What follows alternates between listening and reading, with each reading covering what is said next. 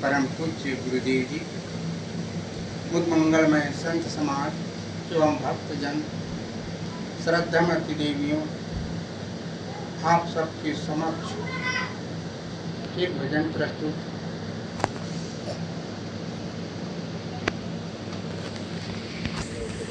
गुरु को कीजे बंदगी, कोटि कोटि प्रणाम। कीट न जाने भींग को, कर गुरु आप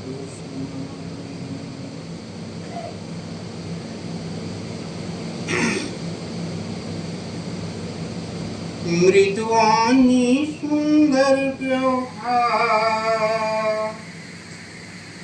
मृदुवानी सुंदर व्यवहार, सभी गुणों की खान है। प्रेम की गंगा बही जहाँ पर, वह घर स्वर्ग समान है। प्रेम की गंगा बही जहाँ पर, वह घर स्वर्ग समान है। बैर भाव नहीं कभी किसी से, सभी हिल मिल रहते। एक तुझे का आदर करते हैं, सतपथ पर चलते। खिले जहाँ पर फूल खुशी के, खिले जहाँ पर फूल खुशी के, होठों पर मुस्कान है। प्रेम की गंगा बही जहाँ पर, वह घर स्वर्ग समान है। मृदुवानी सुंदर व्यवहार, मृदुवानी सुंदर व्यवहार, सभी गुणों की खान है। प्रेम की गंगा बही जहाँ पर, वह घर स्वर्ग समान है। दुख पराया अपना समझे, सुख को सब में बांटे।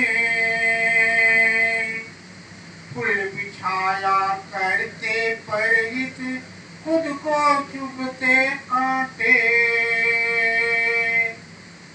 त्याग ही जिसका आभूषण है, त्याग ही जिसका आभूषण है, स्वार्थ का नहीं काम है। प्रेम की गंगा बही जहाँ पर, वह घर स्वर्ग समान है। मृदुवानी सुंदर व्यवहार, मृदुवानी सुंदर व्यवहार, सभी गुणों की खान है। प्रेम की गंगा बही जहाँ पर, वह घर स्वर्ग समान है।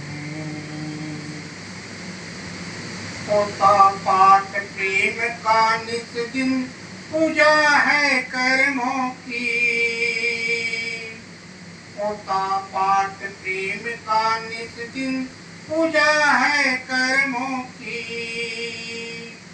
सत्य अहिंसा जीव दया ही शोभा है जिस घर की। माता पिता और गुरुजनों का, माता पिता और गुरुजनों का, होता हर पल मान है। प्रेम की गंगा बही जहाँ पर, वह घर स्वर्ग समान है। मृदुवानी सुंदर व्यवहार, मृदुवानी सुंदर व्यवहार, सभी गुणों की खान है। प्रेम की गंगा बही जहाँ पर, वह घर स्वर्ग समान है। ऊंच नीच का भेद मिटाकर, समता भाव को कहते। ऊंच नीच का भेद मिटाकर, समता भाव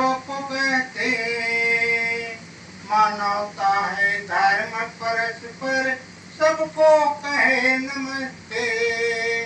घट घट में रम रहा है, घट घट में रम रहा है, वही मेरा भगवान है। प्रेम की गंगा बही जहाँ पर वगर स्वर्ग समान है। मृदुवानी सुंदर व्यवहार, मृदुवानी सुंदर व्यवहार, सभी गुणों की खान है।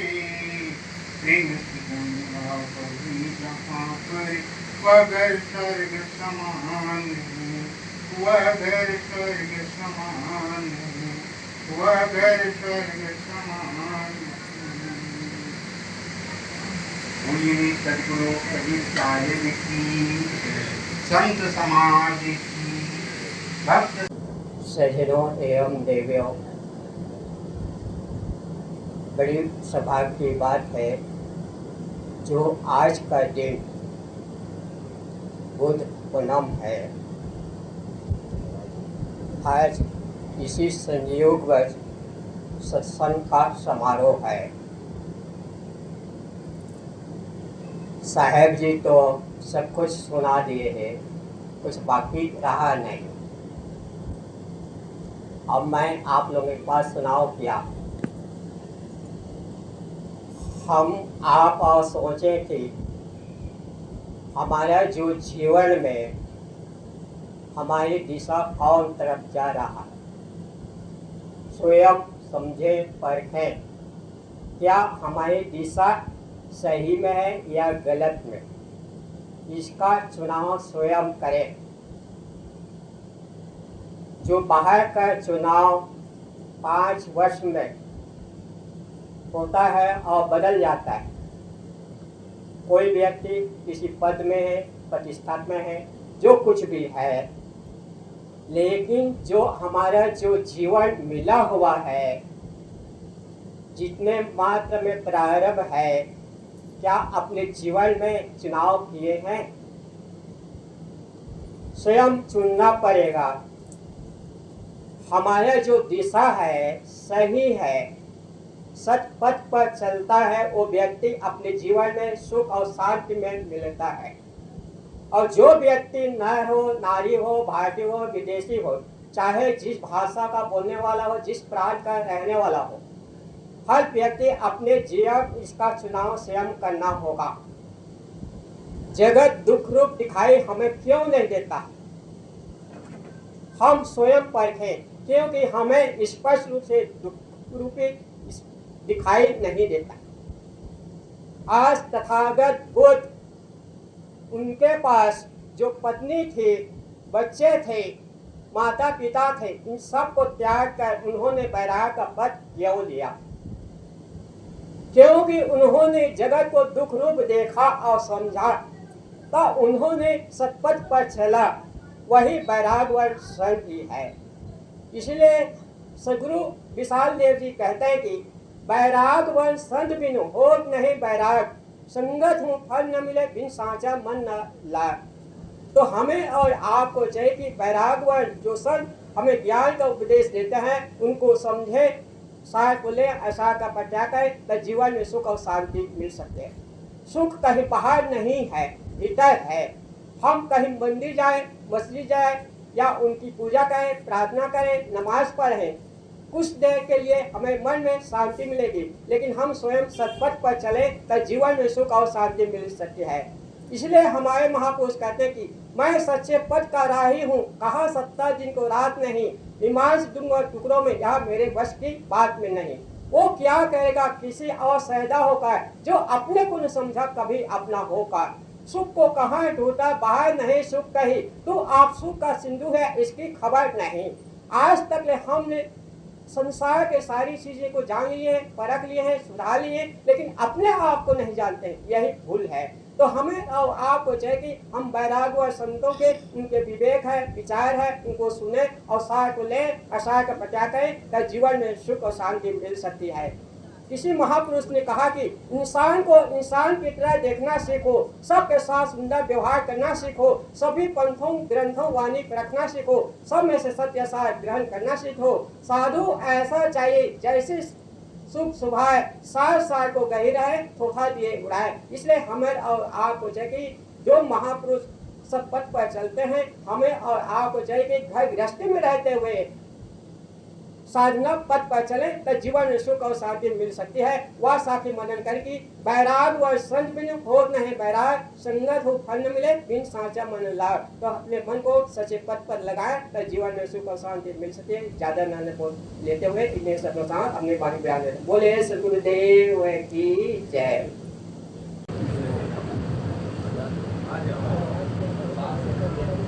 सतगुरु कबीर साहेब की जय।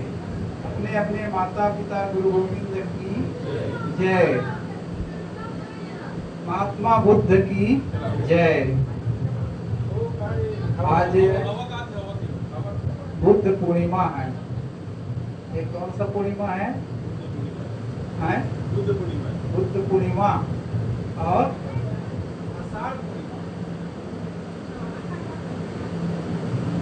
आषाढ़ पूर्णिमा। तो बुद्ध पूर्णिमा मनाया जाता है।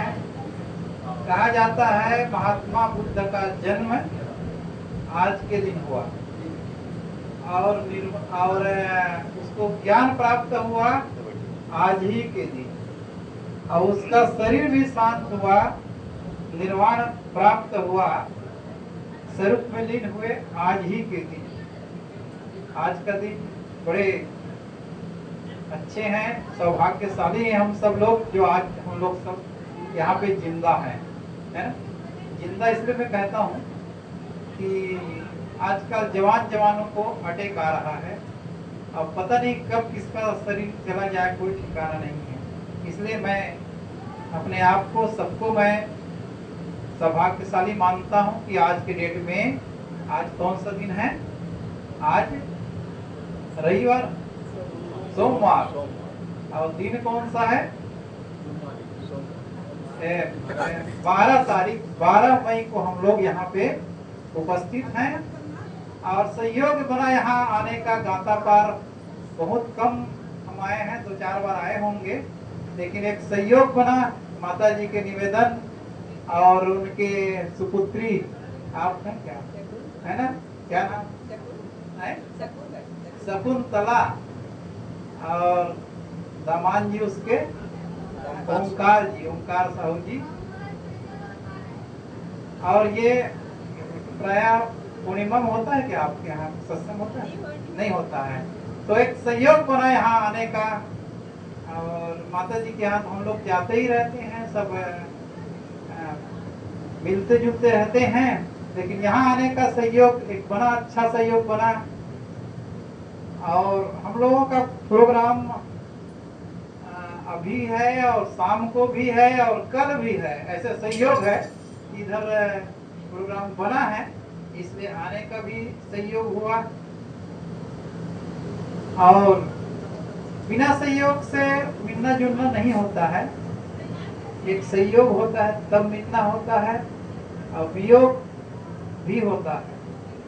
एक वियोग होता इसलिए है, एक बता दूं मैं, एक सच्ची घटना बता दूं।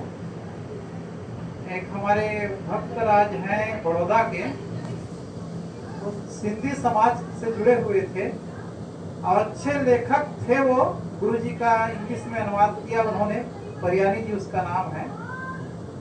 और नाम था, वो इस संसार से चले गए। लेकिन वो मुझे बताए, वो इलाहाबाद में रहते थे लंबे समय तक और इंग्लिश में अनुवाद करते थे गुरुजी की पुस्तकें। तो उन्होंने एक घटना बताई, इसलिए मैं सहयोग और वियोग की बात में कर रहा हूँ। आज सहयोग है, कल वियोग हो जाएगा। तो उनको एक, वही बड़ौदा में रहते थे, एक विद्वान मिला, अचानक सहयोग से मिला, बैठने गए कुछ कारणवश, तो मिल गया। और वो भी सिंधी समाज है ना, मतलब वो खुद सिंधी थे और सिंधी समाज का मिला। और इतने बड़े अच्छे विद्वान मिले उसको, इंग्लिश संस्कृत सब का ज्ञाता, जैसे कि अब इधर साहू का बाहुल्य है और साहू समाज के लोग कोई अच्छे से विद्वान मिल जाए, अच्छे मिल जाए तो खुशी होती है ना कि हमारे समाज के लिए अच्छे आदमी मिल गए, हमें इससे लाभ मिलेगा आगे। ऐसे ही ऐसे खुशी हुई और उन्होंने बात भी किया कि हमारे साथ में मिलकर हम गुरु जी के पुस्तकों के और इंग्लिश में अनुवाद करेंगे और पढ़ेंगे, है ना। कितने समय बात किया? शाम को बात किया और कहे कि हाँ बिल्कुल भाई हम तैयार हैं और करेंगे काम। और घर पहुंचा, रात भर सोया करियानी जी, और सुबह उसके बीवी का फोन आया कि साहब जो कल आप मिले थे, आप कल पहली बार मिले थे, वो अंतिम बार मिले आप, वो नहीं रहे। इसलिए मैंने कहा कि सहयोग होता है और एक वियोग होता है। सहयोग वियोग ये संसार का नियम है, ये चलता रहता है। तो हम लोग भी सहयोग से यहाँ पे उपस्थित हुए हैं और हम लोग सब करीब बदल से आए हैं। हमारे पूज्य श्री देवेंद्र साहब जी हमारे वरिष्ठ गुरु भाई हैं और मेरा नाम दिनेंद्र है, तो जानती है। और हमारे ब्रह्मचारी नितेश जी हैं और हमारे संत जीवेंद्र साहब जी हैं और हमारे गुरु भाई आजकल सुने हैं कि गाता पार में रहते हैं। सही बात है ना, गाता पार वाली होता ही वही रात है ना, तो अच्छी बात है कि एक सहयोग बना यहाँ और सत्संग का लाभ मिलने का। तो सत्संग के बजे तक चलेगा? 2 बजे तक, है ना। क्या टाइम हुआ है अभी? 12 बजे है, ठीक है। तो 2 बजे तक धैर्य धारण रखेंगे ना, सब लोग सुनेंगे ना, है ना। ठीक है। सुनाने वाले तो बदल जाएंगे, लेकिन सुनने वाले तो आप लोग रहेंगे ना, अकेला रहेंगे, है ना। सबसे पहले एक महात्मा बुद्ध पर एक कविता लिखा हूँ, वो कविता सुनाता हूँ, उसके बाद हमारे साथी लोग और उपदेश देंगे।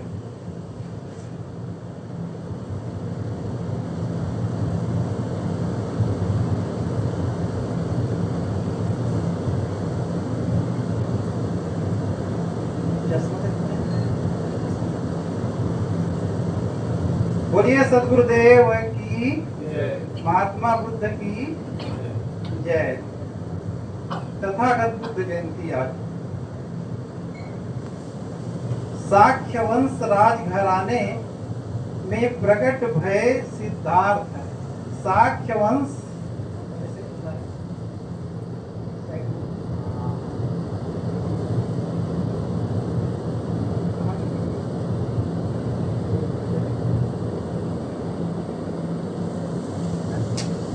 साक्य वंश राजघराने में प्रकट भय सिद्धार्थ। माता महामाया देवी, माता महामाया देवी, पिता सुदोधन आर्य। महामाया सतलोक गई, गौतमी किया पालन। महामाया सतलोक गई, गौतमी किया पालन। विद्याओं से निपुण हुए, बना सदा आचरण। भविष्य वक्ता, ध्यान से सुनेंगे तो इसकी पूरी कहानी है इस कविता में। भविष्य वक्ता अजित मुनि से राजा हुए भयभीत। कपिल वस्तु में बिछा दी भोगों के अग्नि। यौवन की परिपक्वता में यशोधरा से हुई सगाई। यौवन की परिपक्वता में यशोधरा से हुई सगाई। महाराजा हुए प्रसन्न, राजमहल में बजी सहनाई। गृहस्थ जीवन निभाया, पुत्र हुए राहुल। गृहस्थ जीवन निभाया, पुत्र हुए राहुल। पत्नी बच्चे राजमहल लगे उन्हें प्रतिकूल। रोगी वृद्ध मुर्दा देखा, हुए प्रज्ञा चक्षु। रोगी वृद्ध मुर्दा देखा, हुए प्रज्ञा चक्षु। संसारिकता त्याग कर सिद्धार्थ हुए भिक्षु। अलार कलाम गुरु मिले, साधना किया पूर्ण। बोधि वृक्ष की छाया में बोध पाया संपूर्ण। सारनाथ कुशीनगर, सारनाथ कुशीनगर श्रावस्ती किया विहार, सदाचरण सदविचार मानवता का व्यवहार। और उसका उपदेश क्या था महात्मा बुद्ध का? दुख निरोध अष्टांगिक मार्ग का दिया हुआ उपदेश, त्याग वैराग्य करुणा में जीवन सुख से जिए। कुशीनगर गोरखपुर में त्याग किया महाप्राण, 80 वर्ष के उम्र में पाया पद निर्वाण। कीचड़ में कमल की तरह, कीचड़ में कमल की तरह अपने को किया शुद्ध, कीचड़ में कमल की तरह अपने को किया शुद्ध। दिनेंद्र तुझे नमन, light of Asia Buddha. Dinendra तुझे नमन, लाइट ऑफ एशिया बुद्ध। अच्छा लगा कि नहीं लगा? तो ताली बजा दीजिए थोड़ा सा। महात्मा बुद्ध का है ना? महात्मा बुद्ध का जन्म कब हुआ था? आज से 2500 वर्ष पहले महात्मा बुद्ध का जन्म हुआ था। और जन्म हुआ, उसकी माँ का नाम इस कविता में पूरा आया है। उसकी माँ का नाम क्या बताया था अभी? महामाया। महामाया उसकी माँ थी। और पुराने जमाने में, आज भी है, पुराने जमाने में जब डिलीवरी का समय आता था तो कहाँ जाते थे? मायके, है ना? मायके जाते थे ना। अब तो कम हो गया। तो वैसे ही महामाया भी मायके जा रही थी और बीच रास्ते में उसका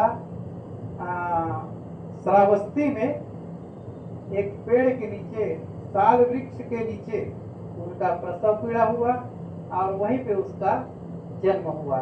और जन्म होने के 1 सप्ताह बाद उसकी माँ जो है चली गई, संसार से चली गई। तो उनकी जो मौसी थी, उनकी नाम था गौतमी। तो वो गौतमी को सौंप करके गई और राजा को भी कह दिया था। राजा शुद्धोधन था। छोटा राजा होता था उस समय, जैसे आजकल मंत्री होते हैं, एक एरिया होता है मुख्यमंत्री का एरिया, वैसे छोटा मंत्री का एरिया, उसी ढंग से पहले छोटा राजा होता था।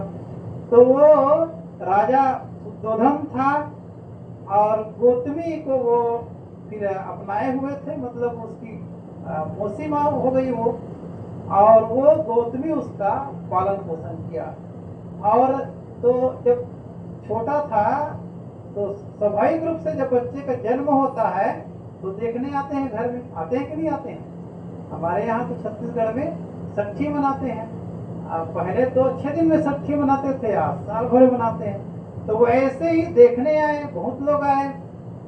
तो उसमें एक मुनि भी आए, आजकल हम लोग संत कहते हैं, तो संत आए। उसका नाम था अजित मुनि, है ना? और देख करके महात्मा बुद्ध को देखा कि रोने लगे। तो रोने लगे तो राजा घबरा गए कि भाई ये जो मुनि हैं, ये संत है, कैसे रो रहे हैं? तो अजित मुनि ने कहा कि राजा ने पूछा कि कोई अशुभ होने वाला है क्या? तो उन्होंने कहा नहीं राजा साहब, अशुभ होने वाला नहीं है, शुभ होने वाला है, इसलिए मैं रो रहा हूँ। क्योंकि जब ये उसका नाम हुआ था सिद्धार्थ, जब सिद्धार्थ जब बड़ा होगा, जब ज्ञान का उपदेश देगा, उस समय मैं नहीं रहूंगा, इसलिए मैं रो रहा हूँ, क्योंकि ये बहुत बड़ा महात्मा होगा। उन्होंने कहा बहुत बड़े महात्मा होगा अथवा ये बहुत बड़े सम्राट होगा। 2 बातें कही थी, एक तो बहुत बड़ा सम्राट होगा या तो बहुत बड़ा महात्मा होगा, पहुंचे हुए पुरुष होगा। तो ये सुन करके राजा ने बहुत घबराया। और आजकल कोई भी हो, आज भी वर्तमान समय में अपने बेटे को साधु नहीं बनाना चाहता। बात सही है कि गलत है? साधु की पूजा जरूर करेंगे, साधुओं को बुलाएंगे, लेकिन अपने बेटे को साधु होने नहीं देते हैं, घबराते हैं। साधु हो जाएगा तो हमारा घर गृहस्थी कैसे चलेगा, हमारी सेवा कौन करेगा, ऐसे घबराते हैं लोग। लेकिन जब साधु हो जाते हैं तो होने के बाद माता पिता लोग समझते हैं इस बात को, गांव वाले घर वाले समझते हैं, सब समझते हैं कि अच्छा किया बेटा, तूने अच्छा किया। क्योंकि मुझे याद है जब हमारे घर की बात हम कह दें कि जब शुरू में निकले तो शुरू में हम बाहर 4-5 साल पहले, मतलब इस साधु मार्ग में आने के और 4-5 साल पहले निकले थे, तब फिर माता पिता लोग रोने लगे, माता जी। फिर कहे हम नहीं, अगर रोगी तो हम बाहर नहीं निकलेंगे, हम जाएंगे नहीं। फिर धीरे धीरे कुल्हाड़ी, एक कुल्हाड़ी से पेड़ नहीं कटता, कई कुल्हाड़ी मारना पड़ता है। ऐसे ही संसारिकता को त्यागने के लिए, यानी मोह माया त्यागने के लिए कई बार अपने आप को मजबूत बनाना पड़ता है। तो ऐसे ही मजबूत बनाया, तब कहीं बाहर निकल पाया। और बाहर निकलने के बाद पिता भी नाराज हुए, माता भी नाराज शुरू में हुए, लेकिन बाद में वही लोग कहने लगे कि अच्छा हो गया कि साधु एक संसारिकता से अच्छा हो गया, मैं बहुत खुश हूँ, और आज भी खुश रहते हैं। तो ये होता है। तो मैं कह रहा था, जब राजा शुद्धोधन को ये पता चला कि जो सिद्धार्थ है वो आगे चल करके क्या बन जाएगा, ये साधु हो जाएगा, आगे चल के ये साधु हो जाएगा, तो अपने राजा शुद्धोधन जो है अपने बेटे को साधु बनाना नहीं चाहते थे। वो उन्होंने क्या किया, जितने लोग, वो तो राजा थे ना, राजा के हाथ में क्या नहीं होता है, सब कुछ होता है, उल्टा सीधा। जितना भी भले प्रजा कष्ट में रहे, लेकिन अपने घर अपने बेटे को अच्छा से रखने के लिए उन्होंने क्या किया कि राजमहल में कोई भी फूल कुमलाए हुए नहीं दिखना चाहिए, आदेश दिया था। कोई उनके सामने में बूढ़ा नहीं रहना चाहिए, बूढ़ा हो चाहे बूढ़ी हो। जितने जो नगर के जितने बूढ़ा और बूढ़ी थे, है ना, वो सब को एक जगह से दूसरी जगह एक नगरी बसाए, एक वो नगरी बसाए, अलग से नगर बसाए, और उसका अलग से नाम दिया वृद्ध नगर उसको।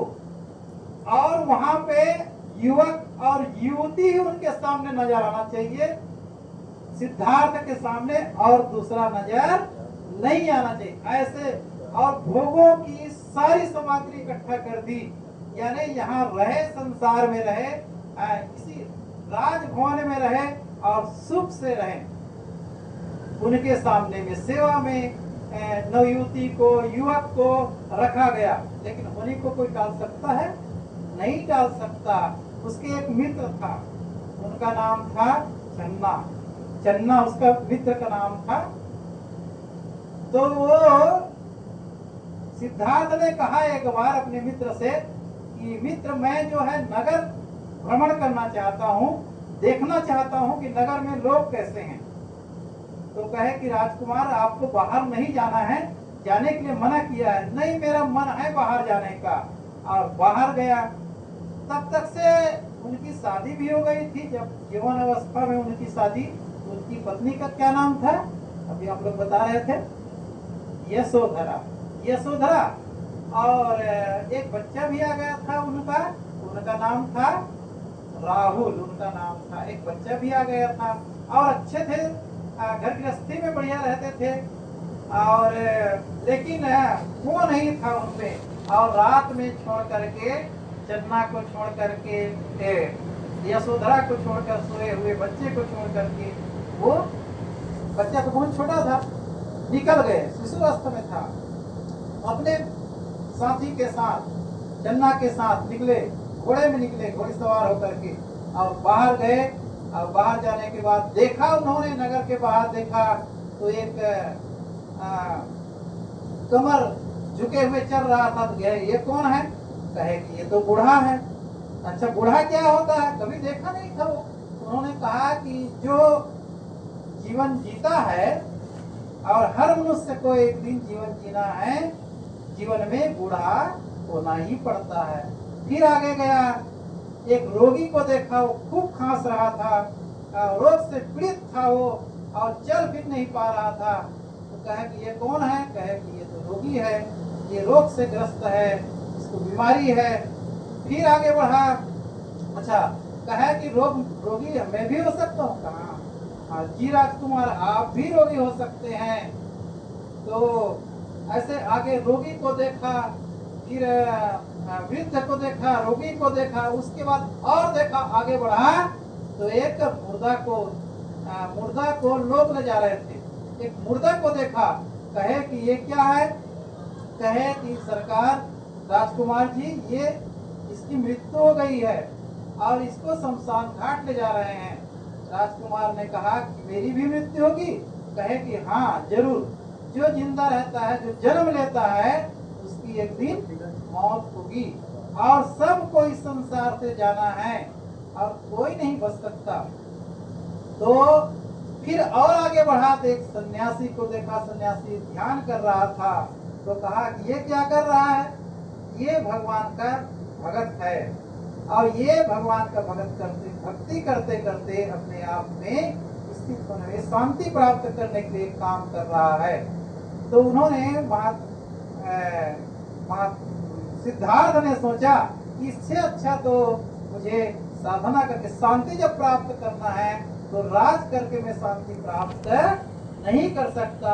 इसलिए उन्होंने अपने बाहर निकला हुआ था घोड़ा में और तलवार तो रखा ही था, राजकुमार था इसलिए तलवार रखा था। तो तलवार से अपना जो बाल था उसको काटा और राजसी वेश को पूरा उतारा और एक कपड़े में बांधकर अपने मित्र छन्ना को दे दिया कि इसको ले जाओ और राजा को दे देना और माता को दे देना, गौतमी माता को दे देना।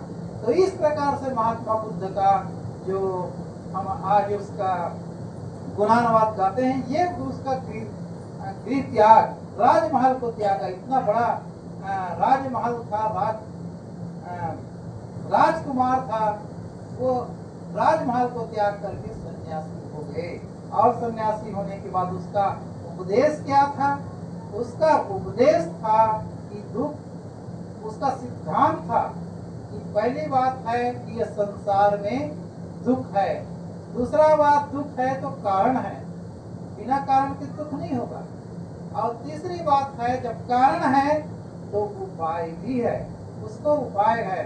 और उपाय के बारे में उन्होंने बताया, मंत्र बताया, उन्होंने 3 मंत्र दिया कि बुद्धम शरणम गच्छामि। बुद्ध मतलब, बुद्ध होता है जागा हुआ, बुद्ध का अर्थ होता है जागा हुआ, और तथागत का होता है तथागत, जैसा आया था वैसा चला गया। सतगुरु कबीर साहब की भाषा में कहें तो ज्यों का त्यों धर दीनी चादरिया, जैसे चादर है और चादर ज्यों का त्यों है, साफ है, क्लीन है, वैसे ही मनुष्य जीवन को ज्यों का त्यों धर देने वाले सतगुरु कबीर साहब का नाम आता है।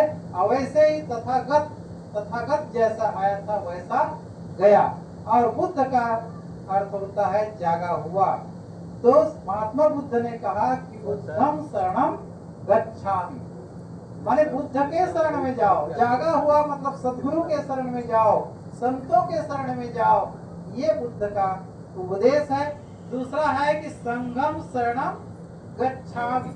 संगम का अर्थ होता है संघ मतलब समाज, संत समाज, अच्छे समाज, अच्छे लोग, सदाचरण के लोग हैं, उसके शरण में जाओ, साधक के शरण में जाओ, संतों के शरण में जाओ और भक्ति के शरण में जाओ और अपने आप को, अपने जीवन को सफल बनाओ। ये है बुद्धम शरणम गच्छामि, संगम शरणम गच्छामि का। और अंतिम बात कहते हैं महात्मा बुद्ध कि धम्मम शरणम गच्छामि। धम्मम का अर्थ होता है धर्म के शरण में गति करो। धर्म क्या है? धर्म क्या है? हिंदू, मुस्लिम, सिख, ईसाई, ये धर्म है क्या? धर्म है नहीं, ये बनाया हुआ है, एक दूसरे को बनाया हुआ धर्म है जो अपने अपने अनुसार बनाते हैं।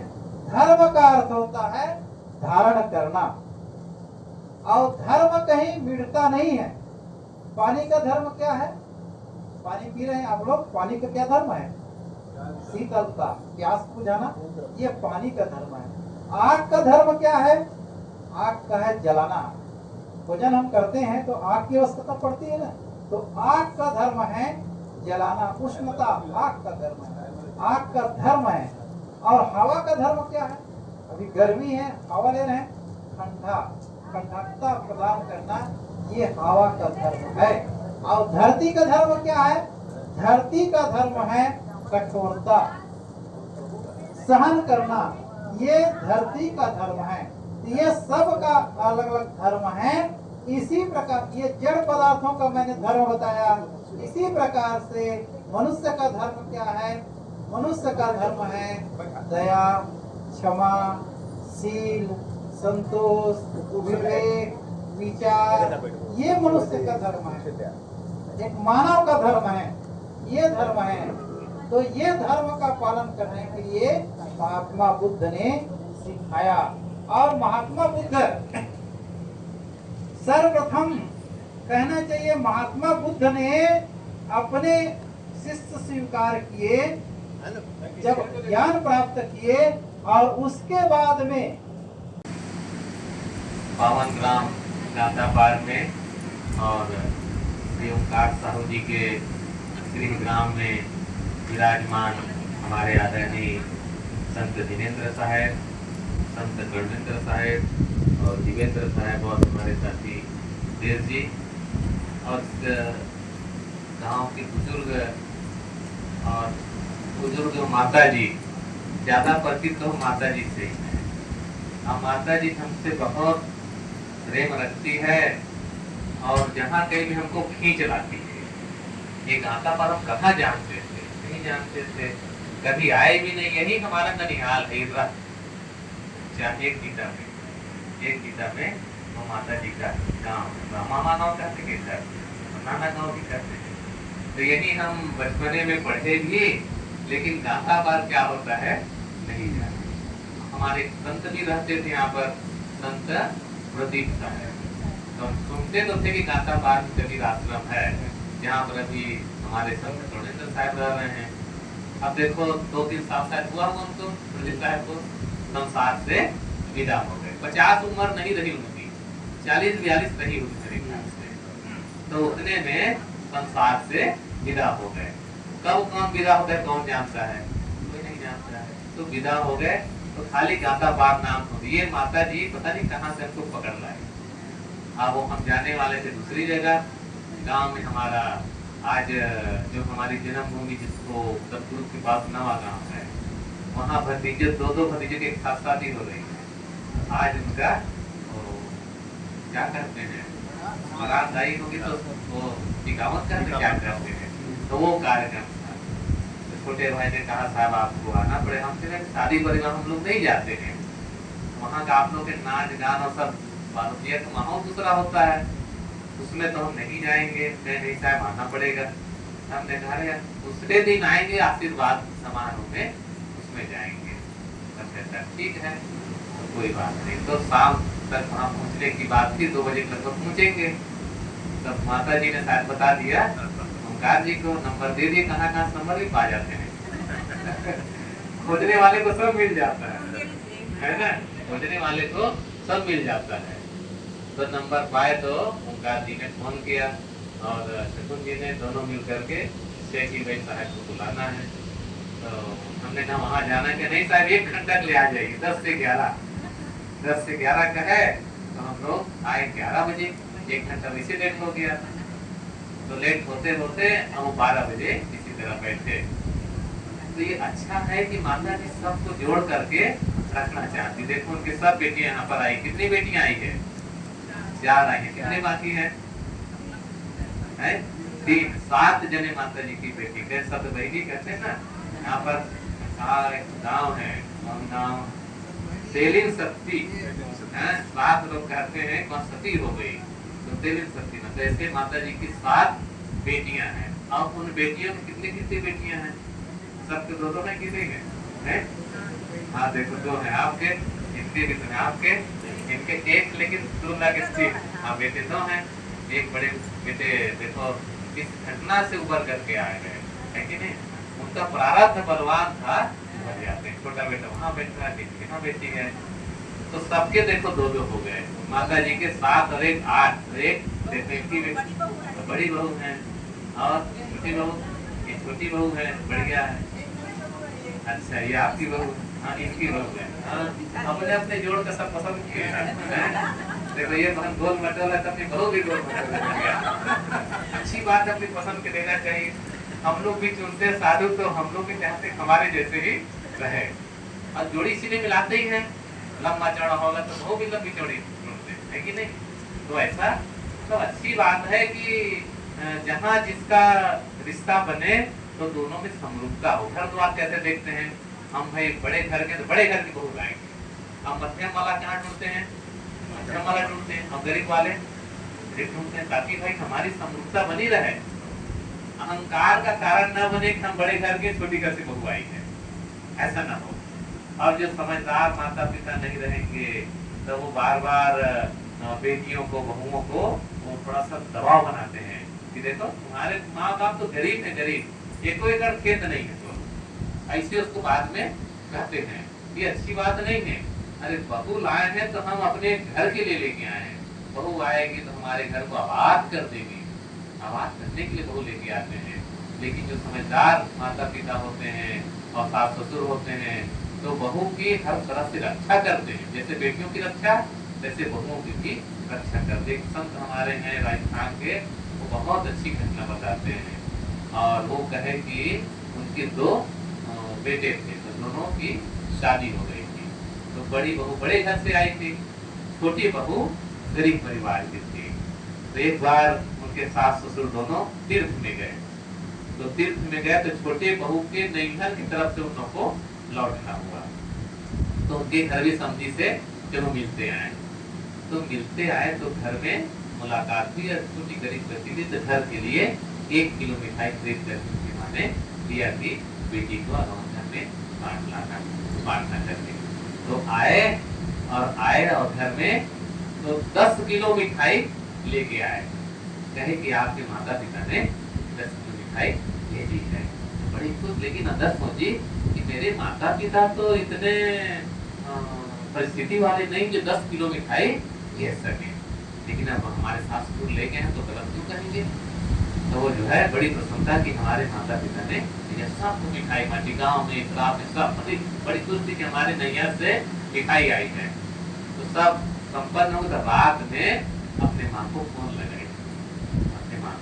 फोन लगाई, कि माता जी आपने यहाँ पर 10 किलो मिठाई भेजी हमारे लिए, कहाँ से इतना पैसा मांगे। तो कह बेटी हमने तो 10 किलो नहीं भेजा, 3 किलो मिठाई किसी तरह हम जुगाड़ करके भेजे। अच्छा 1 किलो भेजे, यहाँ 10 किलो कैसे हो गया। वो समझ गई, तो रात में भोजन खिला करके अपने सास ससुर के कमरे में गई, प्रणाम करके कहे कि पिताजी एक बात हमको समझ में नहीं आई, हमारे माता पिता ने 1 किलो मिठाई भेजे थे और आपने यहाँ सबके बीच में कहा कि हमारे छोटी बहू के पीहर से 10 किलो मिठाई आई है, ये क्या बात है, तो आपने ऐसा क्यों किया। तो उसके ससुर ने बड़ा सुंदर उत्तर दिया कि देखो बेटी कि यहाँ सबके बीच में अपने बहू के तौहीनी नहीं करना चाहती थी। 1 किलो मिठाई भेजी, मैंने अपने 9 किलो खरीद के उसको खिला दिया ताकि मेरी बहू की इज्जत बनी रहे। ये होता है बड़ा स्वभाव, अपने बहू की रक्षा करना, घर की रक्षा करना, सबकी रक्षा करो। इन बेटियों की रक्षा करोगे ना, यही बेटियां तो आपके वंश को बढ़ाएगी। लोग बेटी को कम मानते हैं, मैं बेटियों को ज्यादा मानता हूँ। बेटियां ही तो स्वर्ग का रास्ता खोलने वाली है, किसी के घर को आबाद करने वाली है और सबकी सेवा करने वाली है। नहीं तो अगर बेटियां ना होंगी तो माँ तो कहाँ से खाएंगे, मामी ना होगी तो फिर कौन खिलाएगा, मौसी ना होगी तो पल्ला कौन खिलाएगा। तो माँ है, बहन है, बेटियां हैं, पूरा संसार है। हम जितने यहाँ साधु संत बैठे हुए हैं, माँ ना होती तो हम लोग आते क्या, नहीं आते। माँ है तभी पूरा संसार है। तो वो इन बेटियों की इज्जत कम नहीं आना, उनको भी पढ़ाना लिखाना, वरीयता देना, उनका सम्मान करना, लेकिन गलत रास्ते पर जाए तो उनको जरूर सावधान करना चाहिए। अगर बेटियां सुधर जाएगी पूरा समाज सुधर जाएगा। एक लक्ष्मी आती घर में बहू बन करके अच्छे स्वभाव वाली है और धर्म संस्कार वाली है, सेवा भाव वाली है, पूरे घर को बदल देती हो एक भक्ति के प्रताप से। और पुरुष चाहे जितना अच्छा हो वो बदल नहीं सकता है, क्योंकि इन देवियों के हाथ में चाबी है, चाबी। ये सब चाबी ऐसी तुम्हारे को बदल करके रख देती है। कल ही मैं बता रहा था अपने संतों के बीच में 7 भाई थे और उनके माता पिता थे, तो 6 की शादी हो गई। गरीब का घर था, कमाते खाते थे, रोज कमाते था, रोज खाना। तो छोटे की शादी हुई, तो संयोग से जो छोटी बहू आई सत्संगी घर घराने की थी। तो शादी होकर के आई तो उनकी सासू माँ ने कहा, बहू ये तुम्हारा चूल्हा, ये तुम्हारा चूल्हा।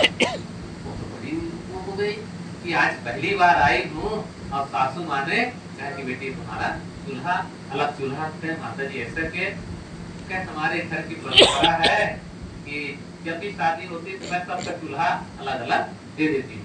4 साल बीतता है तो लोग कहते हैं, बहू कहती कि माता जी हमारा चूल्हा अलग कर दो, तो चूल्हा अलग मांगती थी, मैं पहले चूल्हा दे देती हूँ ताकि मांगना न पड़े और पहले से प्रेम भाव बना रहे। जब तुम आई हो मैं तुम्हारा चूल्हा अलग कर देती हूँ। तो क्या कर बेचारी नहीं आई थी तो चूल्हा उन्होंने ले लिया, लेकिन उसको अंदर है कि ठीक नहीं है, ठीक नहीं है। सब लोग एक साथ खाते पीते रहते कितना अच्छा होता। तो चूल्हा तो रख लिया और सुबह सब लोग अपने अपने बनाए खाए और काम पर जाने लगे। तो छोटी बहू ने सबको प्रणाम करके निवेदन किया अपने जेठों को, अपने ससुर को, कि आप लोग भले अलग खाइए कीजिए, लेकिन शाम को काम धंधा से लौट करके आना तो कोई ना कोई चीज लेकर के जरूर आना, खाली हाथ कोई मत आना। छोटा हो बड़ा हो जो समझ में आए वो चीज कोई ना कोई लेकर के आना। समझ रहे बेटिया? हाँ समझना है। देखो सो रही कि मोबाइल देख रही है, जगाओ। हाँ तो नहीं, थोड़ा समय ज्यादा नहीं, इधर सुनना था। तो कुछ न कुछ सामान लेकर के आना। तब छोटी बहू की बात कैसे न माने, तो कमा करके कोई 1 रुपया का, कोई 54 का, 98 का, कोई चॉकलेट दिया, तो कुछ लिया तो ला करके बहू के हाथ में देते थे। तो बहू सबको वो बांटती थी, जितने बच्चे थे बड़े बूढ़े सबको देती थी। तो ऐसे रोज का नियम बन गया कि कमाने जाओ लेकिन कोई ना कोई चीज लेकर के जरूर आओ। एक दिन की बात है, तो उनके ससुर को आने में देर हो गई और वो भूल गए कि कुछ लेके जाना है। नजदीक आए तो ख्याल हुआ, उन्होंने कहा कि कुछ लेकर के आना और हम भूल गए, क्या करें। तो रास्ता चलते उसको एक सांप मिल गया, मरा हुआ सांप मिल गया। तो डंडा लिया, तो डंडा वैसे उठाया और उठा करके घर ले आया। घर ला करके कहा, बहू आज मैं भूल गया कुछ लाने की, कुछ नहीं ला पाई, यही एक सांप मरा पड़ा था तो यही ले आया हूँ, इसको कहाँ रखूं ऐसा बहू से पूछा। तो बहू ने कहा कि बाबूजी छानी टांग दे। कहाँ टांग दे? कुछ छानी में टांग दिए। अब दूसरे दिन फिर अपना बनाए थे अपना अलग अलग, अब सब लोग काम पर चले गए। अब बहू के घर में संयोग से यही पूर्णिमा का दिन था, माघी पूर्णिमा का दिन था। तो वहाँ के क्षेत्र की जो रानी है गंगा स्नान के लिए गई, फौज पकड़ सब साथ में गया। तो गंगा स्नान की तो सब अपना गहना गुथर एक जगह रख दिए, सैनिक का पहरा लग गया और वो गंगा स्नान पूजन में गई। एक चीज घर से उठते उठते उड़ा हो तो देखा कोई 9 लाख का हार उसका चमक रहा था। तो सोचा कोई खाने की चीज है, तो बस वो उड़ा, झपट से आया और वो हार लेकर के उड़ गए। कोई जाने नहीं पाए, और सिपाही तो दूर दूर अपने हैं, वो जान नहीं पाए कि कौन लेके क्या हो गया। और वो हार लेके उड़ा, जब देखा खाने के तो सोना चांदी क्या खाए बेचारा, खाने चीज तो है नहीं। हम लोग को सोना मिल जाए क्या खाएंगे, क्या नहीं खा सकते हैं।